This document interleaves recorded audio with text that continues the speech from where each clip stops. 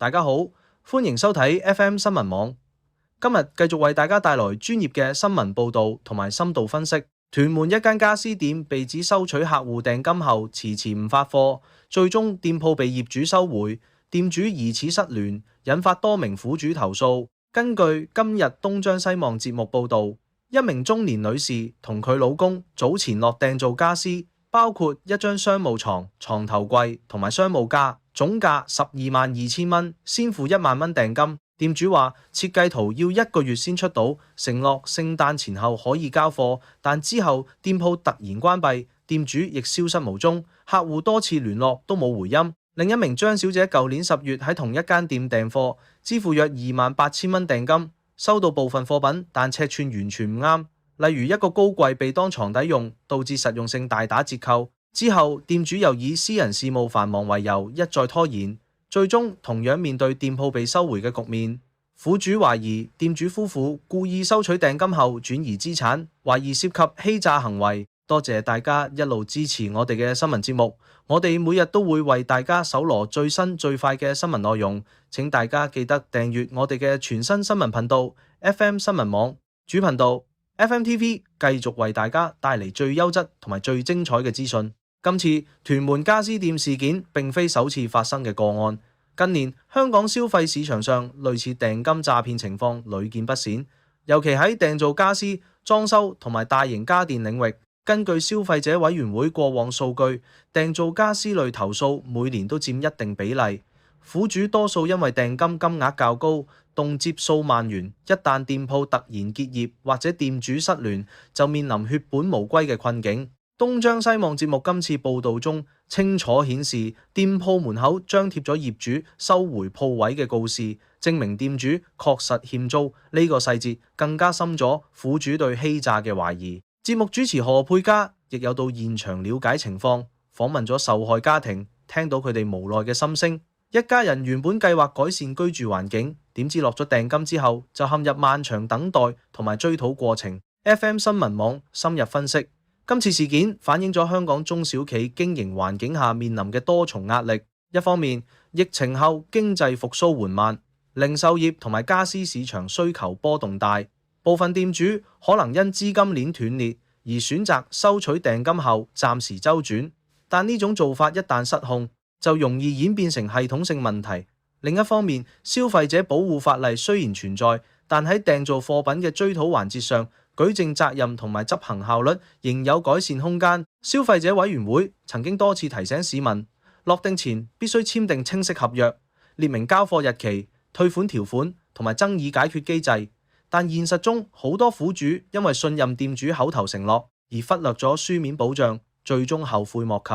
回顧近年同類新聞，2025年旺角信和中心一間模型店結業，店主失聯，多名苦主指被走數損失訂金，情況同屯門家私店極為相似。當時苦主透過社交平台報料，揭露店主以拖字訣應付客戶，直至完全失聯，部分訂單金額達數千蚊，累計損失不菲。另一宗發生喺2024年嘅裝修公司詐騙案，涉事公司收取客戶大額訂金後突然倒閉，超過10名業主受影響，總損失超過8萬元。警方最後以欺詐罪名立案調查。呢啲案例顯示，類似事件唔單止影響個別家庭，更反映出部分從業員喺經濟下行壓力下嘅道德風險上升。FM 新聞網查閱公開資料發現，消費者委員會2025年度報告中，家居相關投訴宗數較前一年上升約15%，當中訂金唔退款同埋貨品不符規格佔比最高。深入探討背後成因，香港地產市場租金高企係其中一個重要因素。屯門地區雖然相對偏遠，但商業鋪位租金仍然構成中小企沉重負擔。一旦生意淡靜，店主容易陷入欠租困境。今次東張西望報導就指出，業主已經張貼告示收回鋪位，證明店主欠租情況嚴重。同時，訂造家私行業本身具有特殊性，涉及設計、物料採購同埋生產週期，任何一環出問題都可能導致延誤。但如果店主明知資金不足仍然繼續接單，就涉嫌違反誠信原則。苦主喺節目中透露，店主曾經轉換店名繼續營業，呢個做法更加令人懷疑係有計劃嘅走數行為。FM 新聞網為大家補充更多背景資料。根據香港警方商業罪案調查科過往處理嘅同類案件，欺詐手法多數包括收取訂金後以各種理由拖延、轉移資產、突然結業失聯。受害者年齡層以中年人士為主，因為佢哋多數正處於置業或者裝修階段，對家居改善有迫切需求，容易被推銷員遊說。警方呼籲市民遇到類似情況，應盡快報案，並保留所有付款記錄、合約同埋通訊記錄作為證據。消費者委員會亦都建議付款時盡量使用信用卡或者電子支付平台，因為呢啲渠道有較強嘅爭議處理機制，可以透過發卡銀行追討。從更廣闊角度分析，今次事件亦折射出香港整體消費環境嘅挑戰。2026年第一季度，零售業銷售額雖然有輕微回升，但家私同埋家居用品類別仍然面對庫存壓力同埋消費者謹慎消費心態。部分店主可能因為疫情期間累積嘅債務，加上租金同人工成本上升，而選擇高風險經營模式。FM 新聞網翻查新聞檔案發現，2023年至到2025年期間，至少有5宗涉及訂造家私或者裝修公司嘅大型投訴個案，涉款總額超過500萬元。部分案件最終透過民事訴訟追討成功，但過程漫長，苦主往往要花費大量時間同埋金錢。對於受害家庭嚟講，呢類事件帶來嘅唔單止係金錢損失，更有心理壓力同埋對市場信任度嘅打擊。一名苦主喺東張西望節目中表示，原本計劃喺聖誕節前搬入新居，點知訂金石沉大海，家庭計劃全部打亂。另一名張小姐則提到，收到唔啱尺寸嘅貨品後，已經造成實際居住不便，更加深咗不滿。FM 新聞網強調，呢啲故事唔係孤立事件，而係反映咗消費者權益保護需要持續加強嘅現實。政府同相關機構可以從中汲取教訓，建議加強對中小企嘅營運支援，例如提供低息貸款或者租金補貼，減輕店主資金壓力，避免佢哋因短期周轉問題而走上歪路。同時，消費者教育亦要加強，鼓勵市民喺落訂前多比較、多查證店鋪信譽，例如透過消費者委員會嘅商戶資料庫或者網上評價平台。立法會亦都曾經討論過修訂消費者保障條例，加入更多針對訂金保護嘅條文。雖然進展緩慢，但係長遠方向值得支持。FM 新聞網繼續為大家跟進呢宗事件嘅最新發展。警方已經接獲報案，商業罪案調查科正調查店主夫婦嘅去向同埋資金流向。如果證實涉及欺詐，店主可能面對刑事檢控。苦主可以聯絡消費者委員會尋求調解，或者透過小額錢債審裁處追討損失。同時，我哋呼籲有類似經歷嘅市民盡快提供資料，俾相關部門共同維護公平消費環境。喺呢個資訊爆炸嘅時代，消費者需要更加警惕。FM 新聞網提醒大家，任何涉及大額訂金嘅交易都要簽訂詳細合約，註明交貨期限、違約責任同埋退款機制。付款後要保留所有證據，包括轉賬記錄、聊天截圖同埋店鋪地址。遇到延誤時，及早向消費者委員會或者警方求助，避免損失進一步擴大。總結今次報導，屯門家私店收取訂金不發貨事件，再次敲響咗警鐘。香港作為國際金融中心，消費市場本應高度透明同埋受保障，但類似事件嘅重複發生，顯示出監管同埋教育兩方面仍然有進步空間。FM 新聞網會繼續監察呢類民生議題，為大家帶嚟第一手可靠資訊。希望透過今次深度分析，大家可以更加了解保護自己權益嘅方法，同時亦對商界從業員多一分提醒，誠信經營先係長遠之道。以上係 FM 新聞網為大家帶嚟嘅專業報導同埋分析，多謝收睇。請大家繼續支持我哋，記得訂閱頻道，開啟鈴鐺通知，一齊關注更多香港同埋國際新聞。下一節目我哋會繼續為大家帶嚟最新發展，敬請留意。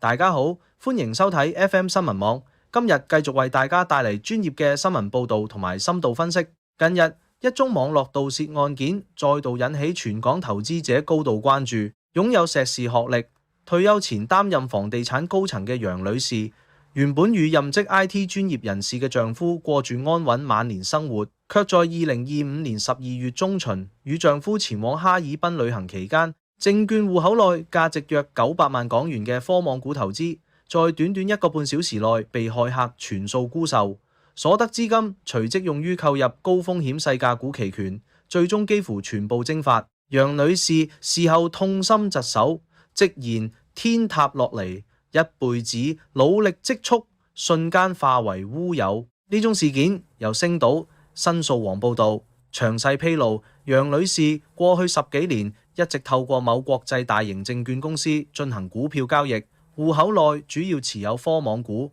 原以為退休後生活無憂，喜照旅行途中戶口遭入侵。交易記錄顯示超過30次操作，涉及購入總值110萬美元嘅末日期權，導致損失慘重。多謝大家一路支持我哋嘅新聞節目，我哋每日都會為大家搜羅最新最快嘅新聞內容，請大家記得訂閱我哋嘅全新新聞頻道 FM 新聞網主頻道 FMTV， 繼續為大家帶嚟最優質同埋最精彩嘅資訊啦。根據星島日報同星島頭條嘅跟進報導，楊女士夫婦旅行期間，駭客似乎精準選擇受害人難以即時察覺嘅時機下手。楊女士嘅丈夫雖然係 IT 專業人士，家中電腦安裝專業安全軟件，事後掃描亦未發現木馬程式，但戶口登入密碼仍被取得，帳戶如何被操控，至今仍係謎團。駭客先將戶口內所有股票沽清，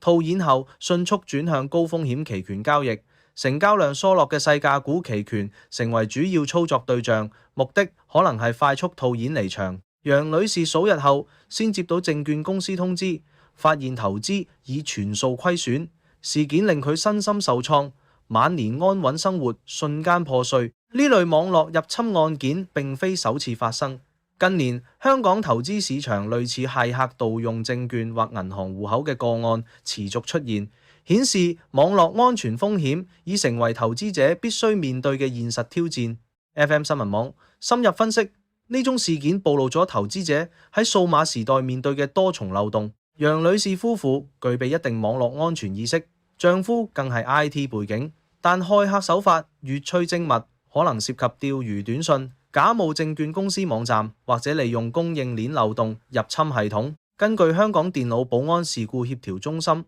HKCert 2025年發布嘅網絡安全展望報告，2024年香港網絡釣魚事故創5年新高，處理超過7800宗相關個案，按年上升超過1倍，涉及銀行、金融同電子支付行業最多。駭客經常假冒證券行發送短信，要求更新稅務資訊或驗證碼，受害人點擊連結後輸入賬戶資料，戶口即被盜用。警方商業罪案調查科曾於2025年6月偵破一宗假冒證券行釣魚短信案件，拘捕8人，涉款超過4600萬元。騙徒盜用戶口後高買低賣，仙股套現，受害人損失慘重。呢類手法同楊女士事件有共通之處，駭客專挑受害人旅行或熟睡等無法即時查看手機通知嘅時機犯案，防不勝防。為咗讓觀眾更加了解同類新聞背景， FM 新聞網補充近年相關報導。2026年4月，星島申訴網再報導一宗類似銀行戶口被害案件，任職 IT 行業嘅 Marco 與太太同樣具備高度網絡安全意識，卻在凌晨熟睡時，戶口被分6次轉走超過21萬元。駭客透過網上銀行同埋轉數快操作，曾企圖動用外幣戶口同聯名證券戶口，但因市場未開市而未遂。兩宗案件共通點在於受害人均有專業 IT 知識，駭客卻精準掌握作息時間，選擇防備最薄弱時刻下手。警方數據顯示，2025年全年香港錄得43212宗詐騙報案，總損失高達81.2億元。雖然宗數較前年輕微下跌，但網上投資騙案上升30.7%，損失達35.8億元，平均每宗損失由58萬元升至70萬元。當中部分案件涉及盜用證券戶口，進行高風險交易，同楊女士遭遇高度吻合。證監會同警方近年多次提醒投資者，網絡盜竊手法不斷演變。2025年有報導指，騙徒假冒富途證券等平台發短信要求更新資料，受害人輸入帳戶號碼同交易密碼後，戶口即被騎劫，股票被拋售後買入僵屍股，24小時內損失近200萬元。警方同證監會合作拘捕涉案人士，顯示跨境犯罪集團已將目標轉向證券市場。另一宗2025年網上投資騙案，單一最高損失超過4000萬元。受害人透過社交媒體接觸騙徒，下載虛假應用程式投資虛擬資產，最終血本無歸。HK 室報告亦指出，2024年惡意軟件數量按年增加4.8倍，大部分針對智能裝置嘅木馬程式裝扮成正常應用程式，誘使用戶安裝。供應鏈安全隱患同 AI 生成內容被騎劫，成為2025年主要網絡風險。過半企業擔心物聯網數碼顯示屏成攻擊目標。呢啲背景資料顯示，楊女士事件並非孤立，而係網絡犯罪趨勢下嘅典型案例。投資者無論教育水平或專業背景，都可能成為目標。FM 新聞網進一步分析投資者保障機制。根據證監會投資者賠償基金規定，因持牌中介人違責如破產、清盤、虧空或者欺詐而蒙受損失嘅投資者，可就證券及期貨合約分別獲最高50萬港元賠償，涵蓋香港交易所買賣產品，包括透過互聯互通機制嘅滬深 A 股。但對於駭客入侵導致嘅個人戶口損失，賠償基金一般不涵蓋，因為呢類事件多屬受害人帳戶被未經授權操作，而非中介人本身違責。楊女士事件中，證券公司係咪需承擔保安責任，仍有爭議。證監會曾因2025年4月譴責盈透證券香港有限公司罰款420萬元，原因係該公司喺2017年12月至2020年10月期間未向客戶取得有效常設授權，便依賴已到期協議借出客戶證券，涉及7911名客戶，市值5860億元證券。雖然事件由公司自行匯報，且冇客戶損失，但反映證券行內部控制存在漏洞。證監會亦曾於2018年罰款盈透證券450萬元，涉及電子交易系統缺失。呢啲紀律行動顯示，監管機構對證券行網絡保安同客戶資產保護要求嚴格。投資者應選擇有良好合規記錄嘅持牌機構。為加強保障， FM 新聞網建議觀眾採取多層防護措施。首先，啟用雙重驗證，包括硬件金屬或生物認證，避免只靠密碼登入。其次，旅行或離開香港期間，設定交易限額或暫停網上交易功能，並定期檢查戶口活動。第三，避免點擊不明短訊或電郵內嘅連結。證券公司官方通知通常不會要求即時輸入敏感資料。第四，使用獨立裝置進行投資交易，勿與日常上網裝置共用。第五，安裝可靠防毒軟件，並定期更新系統同應用程式。警方反詐騙協調中心同金管局亦推出多項宣傳，提醒市民警惕釣魚攻擊同虛假投資平台。近年有案例顯示，騙徒利用 Deepfake 技術偽造視像會議或語音，誘導企業轉帳，損失達數億元，顯示 AI 科技已成為新犯罪工具。FM 新聞網回顧香港近年網絡金融犯罪趨勢，2024年至2025年釣魚騙案雖然宗數有所回落，但平均損失金額上升逾1倍，最高一宗涉及超過1900萬元。警方網絡安全及科技罪案調查科指出，騙徒手法由簡單信用卡資料盜取，轉向直接偷取戶口、登入資訊，甚至假冒網上銀行系統。投資騙案中，虛擬資產相關損失佔比高達1/3，好多受害人下載騙徒提供嘅假應用程式，存入款項後平台消失。另一類常見手法係網戀投資騙案，騙徒透過社交平台建立關係，再誘導投資，單一損失可達3500萬元。2026年首4個月，香港已錄得超過15500宗騙案，損失突破28.5億元，平均每日超過130宗報案。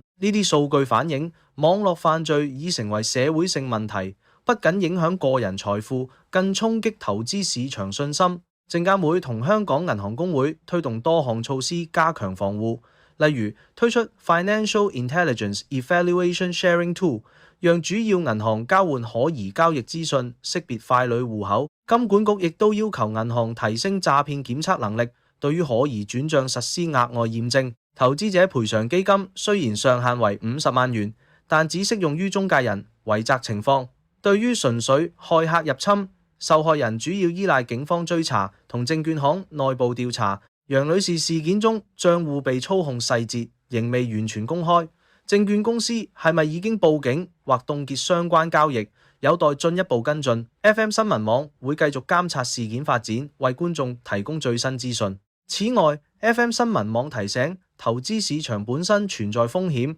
高風險期權如末日期權，波幅大，成交疏落，容易被操縱。楊女士原本持有穩健科網股，卻被轉為高槓桿期權，反映駭客意圖快速套現。投資者應分散資產，避免將所有積蓄集中於單一戶口或產品，並定期檢討投資組合。對於退休人士，更應優先選擇低風險產品，並諮詢持牌顧問。近年香港經濟面對外圍挑戰，但港股表現強勁。2025年恒指升幅顯著，IPO 集資額重奪全球冠軍，顯示市場活力。然而，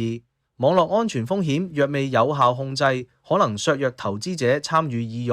影響整體市場發展。FM 新聞網綜合多方資料分析，楊女士事件係網絡時代投資風險嘅縮影。從受害人背景睇，即使高教育水平同專業家庭都難以幸免，顯示犯罪手法已超越傳統防範範疇。星島申訴網報導強調，類似案件接連發生， IT 從業員同樣中招，提醒公眾唔能夠掉以輕心。警方同監管機構正加強跨部門合作，調查跨境犯罪集團，但市民自我保護仍然至關重要。未來隨住 AI 同 5G 技術普及，網絡攻擊形式將更複雜，投資者需持續提升數碼素養。總結而言，呢宗900萬損失案件敲響警鐘。香港作為國際金融中心，必須喺便利交易同保安保障之間取得平衡。證監會應繼續嚴格監管證券行網絡系統，銀行同平台